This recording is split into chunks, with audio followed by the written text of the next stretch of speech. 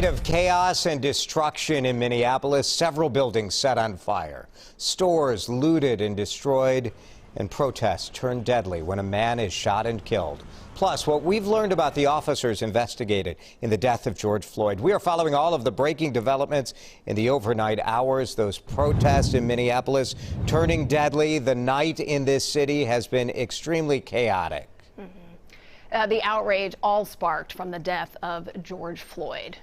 Several fires set in South Minneapolis. Let's give you a live look at a fire that is, this has to be taped. This is videotape of fire earlier this morning. This fire continues to burn right now, but this gives you a sense for how severe the flames and fire in the area of Minnehaha and Lake Street. Those flames so high, we heard reports that people could see this from 5 or 6 miles away.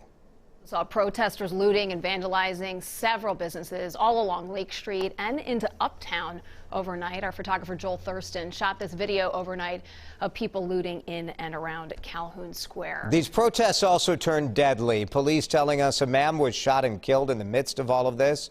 They tell us they do have a person in custody. Police say the theory is that the man was looting a pawn shop and the shop owner shot him. But that is the initial theory and is still being investigated. We want to get right out to the scene. Christian Cordero is live in Minneapolis, where all this is continuing to go down. Christian.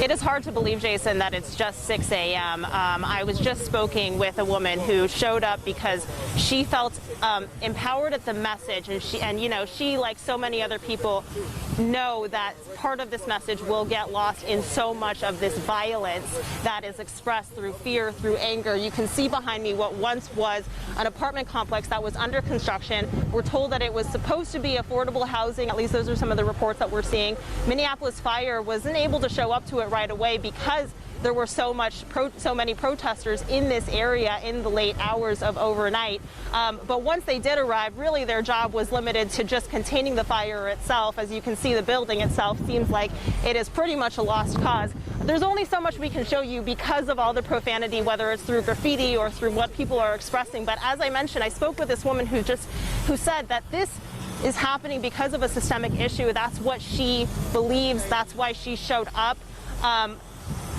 There's so much to wrap your head around because of the way that it's being expressed right now, Jason, in a city that so many people love. We're here at the Cub Foods and the Target, which is just a little ways away, right across the street from the 3rd Precinct, where so much of this anger is focused. And we've heard so many reports of businesses getting broken into overnight, small business owners who are already struggling given the pandemic, struggling again, waking up to the news that they have been robbed. So there's just so much to absorb in this situation, Jason. We'll try our best to put it into context for you throughout the morning. Christian, we're seeing the fire continuing to burn behind you. Are firefighters putting water on the fires in that area, or is it just to the point where it looks like they're letting things burn out? It looks like they're putting water on the fire.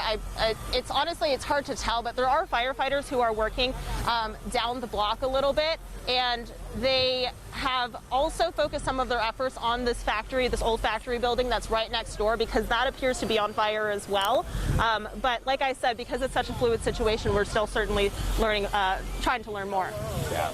Devastating to see. Christian, thank you. Protesters vandalized or looted several businesses along Lake Street, as Christian had said, but this went all the way to Uptown overnight. This is nowhere near the complete list. Police tell us fires were set at AutoZone and Cub Foods.